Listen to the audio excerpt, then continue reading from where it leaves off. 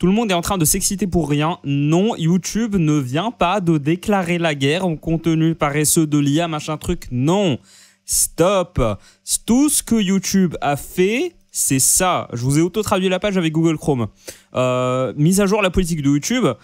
Mise à jour des règles de monétisation des programmes partenaires. Pour monétiser ces contenus dans le cadre du programme partenaire YouTube, le programme partenaire YouTube, en fait, c'est le programme auquel tu fais partie quand tu as des vidéos qui sont monétisées sur YouTube.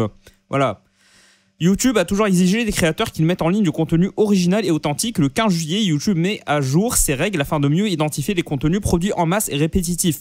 Contenu produit en masse et répétitif. Cette mise à jour reflète mieux la définition actuelle du contenu non authentique.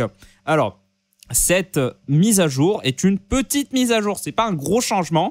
Par contre, il s'est passé exactement ce qui se passe trop souvent avec le journalisme, c'est que, non mais franchement, regardez-moi ce foutoir.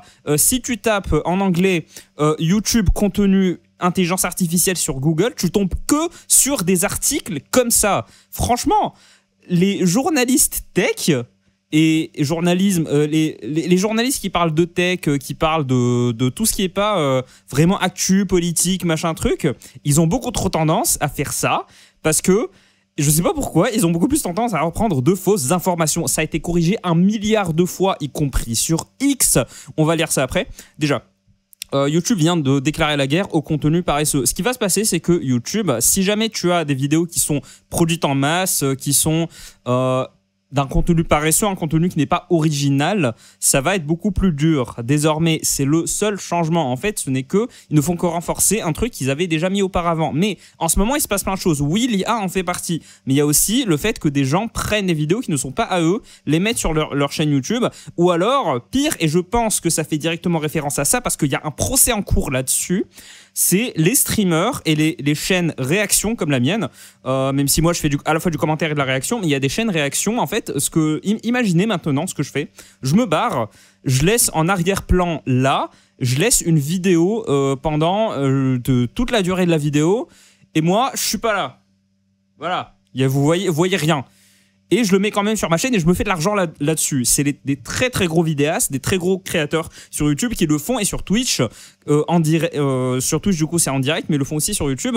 Maintenant, ça va être de plus en plus difficile de monétiser des trucs comme ça et je pense que YouTube le fait pour que ça soit plus facile. Par exemple, si quelqu'un utilise ma vidéo pour faire ce que je vous ai décrit là, il y a des très gros streamers qui le font. C'est complètement irresponsable et techniquement, c'est illégal. Mais jusqu'à aujourd'hui, ça passait sur YouTube. Maintenant, ça ne va plus passer. Je pense que ça fait 90% sûr que ça fait beaucoup plus référence à ça. Oui, forcément, il y a de l'IA. Sauf que tout le monde est en train de s'exciter. Pourquoi ? Parce que vous avez tous vu les vidéos faites par intelligence artificielle sur YouTube. Moi, ça va, je suis assez content. Je suis assez rassuré parce que ce que je fais sur YouTube, mes vidéos, une IA pourrait très difficilement réaliser ce que je fais. Pas parce que ce que je fais c'est trop fort, c'est trop avancé pour qu'une IA le fasse, non. Parce que ce que je fais, c'est pas structuré du tout. Moi, j'ai aucun script. Des fois, j'ai des notes. Là, j'ai un deuxième écran que j'utilise pour faire pour des notes. Mais c'est très rare. Une vidéo sur 10, j'ai des notes. 9 vidéos sur 10, j'allume la caméra et j'ouvre ma gueule. Voilà, du coup, ce que je fais, une IA ne peut pas le faire parce que l'IA ne sait pas comment faire des trucs aléatoires et comme ça instantanés. C'est ça qui est bien. Par contre, par exemple, les vidéos d'histoire, maintenant, je n'arrive plus à trouver de nouvelles chaînes qui parlent d'histoire. Je me suis vraiment remis à YouTube ces dernières années, mais je n'arrive plus à trouver une chaîne qui n'utilise pas d'IA. Le problème que j'ai avec l'intelligence artificielle dans les vidéos... Faut que j'arrête avec ça, excusez-moi. Voilà, j'ai un gros problème avec les chaînes qui utilisent l'IA. Par exemple, les chaînes d'histoire, les chaînes documentaires, les chaînes comme ça, les trucs complètement scriptés qui utilisent l'IA. Le problème, c'est pas que c'est de l'IA. Je n'ai aucun problème avec l'IA en soi. Ne venez pas me parler des artistes, c'est un tout autre sujet. Je veux bien en parler, mais pas ici, pas dans cette vidéo. Le fait que il y a des problèmes de propriété intellectuelle, c'est vrai, ce n'est pas le sujet. J'ai pas de problème en soi avec l'IA, l'intelligence artificielle. Le problème que j'ai, c'est que c'est moche et ça me rend mal à l'aise. Je sais pas comment vous le décrire. Tu sais, c'est comme ce sentiment. En anglais, ça s'appelle Uncanny Valley. Je sais pas comment ça s'appelle en français, mais ce sentiment quand tu parles à quelqu'un et tu sais qu'il n'est pas humain, comme quand tu parles à un robot. Ce sentiment quand tu regardes une photo et tu sens, parce que c'est biologique, hein, c'est dans le cerveau. On sait comment reconnaître un visage qui est faux instinctivement. Un visage qui n'est pas humain. Tenez, vous savez quoi? Je vais vous montrer un exemple. Alors je sais, ça fait un peu peur, mais ces visages-là, tous ces visages ne sont pas humains. Si un alien venait, oula, qu'est-ce que c'est que ça? Mais j'en ai rien à faire, laisse-moi tranquille. Si t'avais un alien qui débarquait et tu lui passais ses photos, il te dirait oui, ce sont des humains comme vous. Sauf que nous, on sait que ce visage-là, on sait qu'il n'est pas réel. Comment on le sait? Comme ça. Bon, celui-là, c'est évident que c'est pas un vrai visage. Celui-là aussi, parce que ça se voit que c'est un masque robotique, mais les autres, on sait que ce sont de faux visages parce que, regardez bien cette image. Si cette image ne te met pas mal à l'aise, peut-être que t'es psychopathe. Parce que, franchement, ça me met très mal à l'aise de regarder ça. Quand je vois une image, une vidéo, un truc fait avec IA, j'ai exactement le même sentiment. C'est pour ça qu'aujourd'hui, Internet arrive à reconnaître une vidéo faite par IA parce que il y a des choses qui sont évidentes. Sauf que c'est la raison principale pour laquelle je déteste l'intelligence artificielle. Et pour les dessins, c'est exactement la même chose. Un dessin fait par IA, fait par un artiste, ne sera jamais au niveau d'un dessin fait par une IA parce que l'IA, pour l'instant, ne sait pas répliquer ce truc qu'on a qui fait qu'on arrive à représenter des visages qui soient authentiques. Je n'ai jamais vu de visage généré sur une image générée par IA qui arrive à me toucher, qui arrive à me faire ressentir de l'empathie, qui arrive à me faire ressentir un truc. Je n'en ai jamais trouvé. Et je pense que ça va durer un bon moment. C'est une raison principale pour laquelle je n'aime pas l'IA. Une autre raison, c'est pour tout ce qui est informatif, que ça soit tout ce qui a un rapport avec ce qui m'intéresse. L'histoire, l'économie, la politique, tout ça. En fait, tu ne peux pas... Je ne suis jamais tombé sur une vidéo faite par IA qui aborde ces sujets sans qu'elle me raconte des conneries.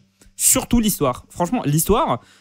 c'est le même degré de connerie que quelqu'un qui est allé à l'école de la République et qui te dit « Oui, en fait, Galilée a été torturé parce qu'il a dit que la Terre est ronde. » N'importe quelle personne qui a étudié l'histoire plus de 5 secondes sait que tout ce que je viens de dire, c'est une connerie. Et pourtant, on trouve ce genre de conneries. Je vais pas vous faire un dessin. Mais on trouve ce genre d'informations, des informations qui sont complètement fausses, mais que tout le monde répète. Et c'est ça le problème avec l'IA.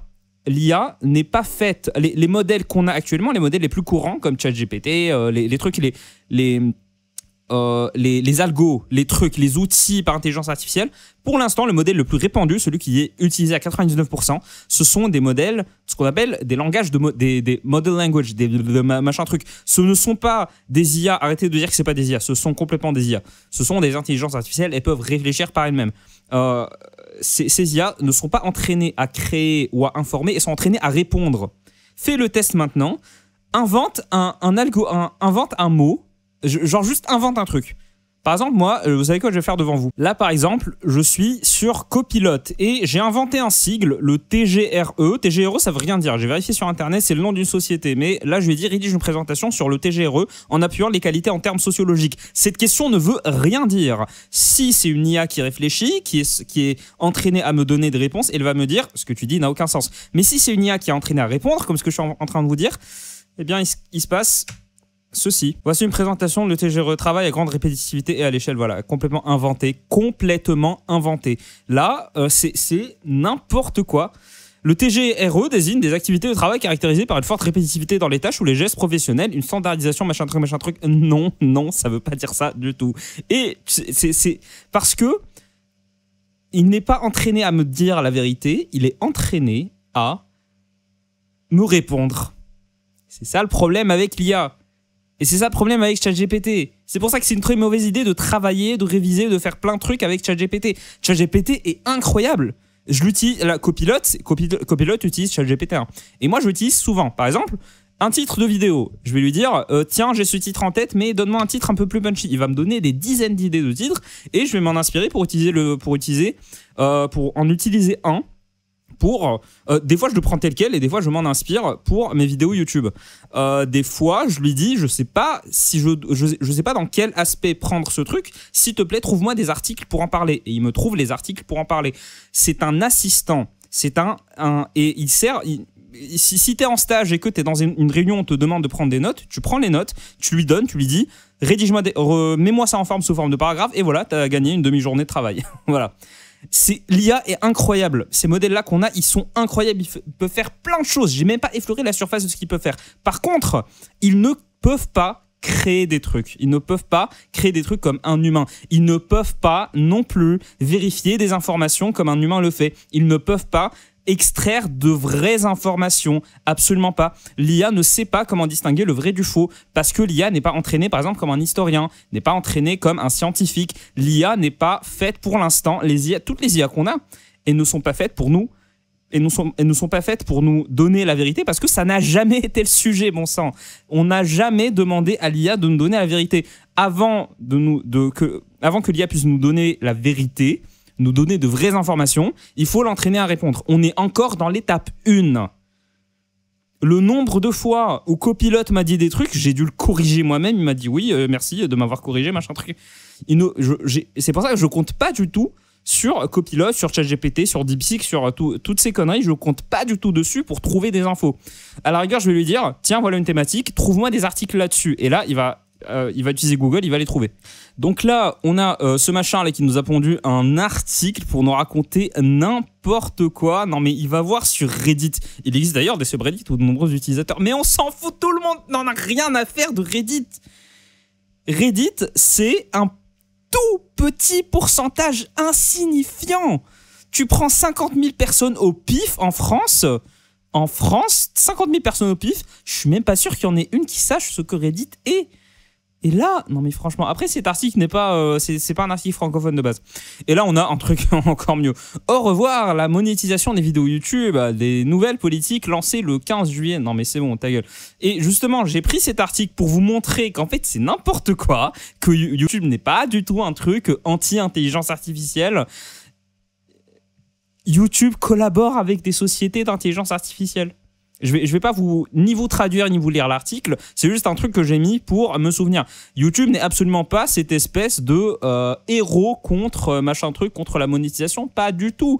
Ils ont répondu à quelqu'un, dans ce tweet, ils ont répondu à quelqu'un qui demandait des précisions et YouTube a répondu. Pour clarifier, c'est une mise à jour minime de notre politique du programme partenaire YouTube, qui nous permettra de mieux identifier certains contenus qui sont produits en masse ou répétitifs. C'est ça le problème, c'est ce que YouTube cherche à éradiquer. Et ils disent, ce type de contenu a déjà été inéligible pour la monétisation pendant des années et c'est un truc que les utilisateurs considèrent comme spam. Dans cet autre tweet, désolé, je m'emporte parce que ça m'énerve. Tous les articles là-dessus sur Google sont faux. Tous les articles que j'ai trouvés sont faux. Bon sang, bonsoir. Ça, c'est horrible. Ils ne font que reprendre les trucs les uns des autres. YouTube est en train de nous dire non, ce n'est pas ça. YouTube, là, le tweet que je vous ai trouvé ici, je l'ai trouvé sur une très longue liste de tweets où Team YouTube, qui répond directement aux utilisateurs et aux membres du programme partenaire sur X. Et en fait, il y a des dizaines de tweets où ils disent non, l'IA est toujours éligible à la monétisation, on peut toujours utiliser. Et on a des abrutis sur tous les sites tech. Ce que je suis en train de vous dire, c'est pas quelques articles, ce sont des dizaines d'articles qui disent tous des trucs faux. Quand je vous dis que les journalistes, il y a des journalistes qui sont complètement des incompétents. Ils prennent un truc, ils ne font que le répéter. Et je vous parie que la moitié d'entre eux utilisent ChatGPT. Voilà. Si ce n'est pas même des articles créés par intelligence artificielle. Alors, juste pour clarifier, nous avons mis à jour notre politique du programme partenaire YouTube pour mieux identifier les contenus produits en masse ou répétitifs. Les chaînes qui utilisent l'intelligence artificielle pour améliorer leur contenu peuvent monétiser à condition qu'ils suivent nos politiques. Pour le contenu réutilisé ou repurpose, ça veut dire recyclé, notre politique n'a pas changé.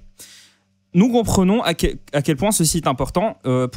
Qui répondait à un autre utilisateur. Ce tweet, c'est pour répondre à un autre utilisateur de X qui demandait est-ce que quid des contenus faits par intelligence artificielle. YouTube répond, ça c'est le compte officiel de YouTube. C'est leur équipe de com.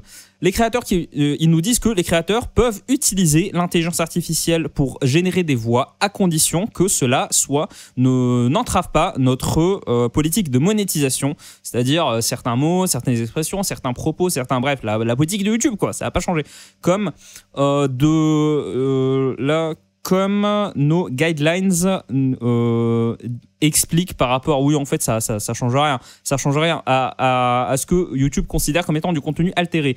Pour ceux qui ne le savent pas, vous pouvez aller sur YouTube et regarder les descriptions. Les auteurs ont l'obligation de dire si un truc est généré par intelligence artificielle. Sauf que ça se voit pas, la description c'est pas suffisant, je suis désolé, c'est pas suffisant parce que là on peut pas à chaque fois le vérifier dans la description si un truc est fait par intelligence artificielle ou pas.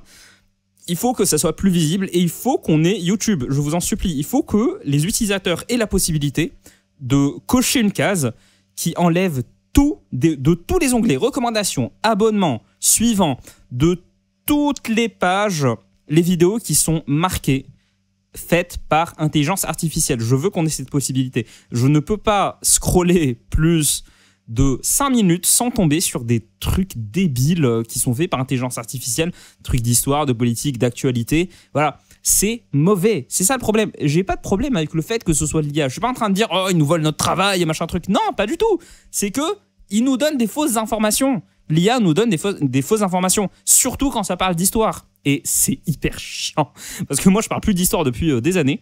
Mais je consomme des vidéos d'histoire. Moi, j'adore ça. Je kiffe ça. Et j'en ai marre de me dire, non mais c'est pas possible, c'est un gamin, c'est un collégien qui a écrit cette vidéo. L'intelligence artificielle est un danger, non pas pour les créateurs, au contraire, c'est un super outil. Je vous dis pas les heures que j'ai gagnées grâce à l'IA. C'est pas que ça remplace... Franchement, non, l'IA ne remplace rien du tout. À part des posts sur Facebook likés par les vieux, mais à part ça, on s'en fout. L'IA ne remplace pas notre travail. J'ai pas peur que l'IA prenne mon travail. Regardez ce que je fais. Est-ce que c'est tellement pas structuré, aucune IA ne pourrait faire ce que je fais. Je répète encore une fois, parce que ce que je fais est beaucoup trop imprévisible et autiste pour être répliqué par l'IA. J'ai pas peur de ça. Ce dont j'ai peur, c'est que la vérité soit altérée. Et l'IA, c'est typiquement le genre d'outil, c'est typiquement le genre de comportement qui pond des articles aussi stupides que celui que je vous ai montré. Ça et tous les autres, je vous en ai pris 2, mais ça se compte par dizaines. Je ne sais pas ce qu'ils ont aujourd'hui. Aujourd'hui, on est le 9 juillet d'ailleurs. Je ne sais pas ce qu'ils ont. Bref, j'ai suffisamment gueulé pour conclure, parce que c'était pas du tout structuré comme vidéo. Pour conclure, non, YouTube n'attaque pas les contenus faits par IA. YouTube ne fait pas la guerre, ne va pas entrer dans une croisade héroïque contre les vidéos faites par IA, contrairement à ce que des journalistes veulent nous faire croire. Voilà, faut que, au bout d'un moment, tout le monde doit se calmer. Salut!